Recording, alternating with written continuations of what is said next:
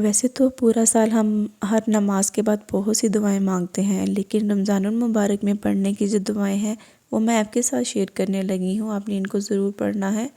دعا پڑھنے کے پہلے اور بعد درود شریف ضرور پڑھیں، اور میں سٹارٹ کرنے لگی ہوں۔ آپ نے بہت دھیان سے سننی ہے۔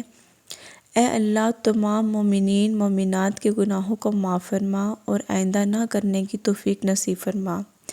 اے اللہ، کسی کا محتاج نہ بنا اور اپنی محتاجی کا احساس عطا فرما۔ اے اللہ، بزرگان دین اور علماء کرام کی دعاؤں میں ہمیں بھی حصہ نصیب فرما۔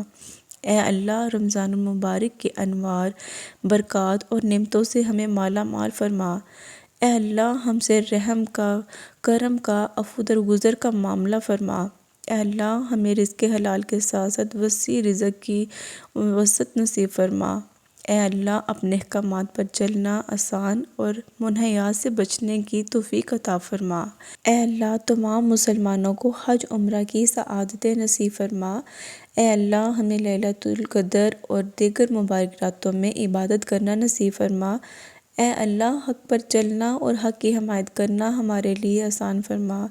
اے اللہ، ہمارے صغیرہ کبیرہ تمام گناہوں کی ہمیں معافی عطا فرما۔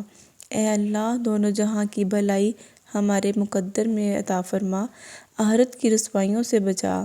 اے اللہ، ہمارے نامہ اعمال داہنے ہاتھ میں نصیب فرمانا۔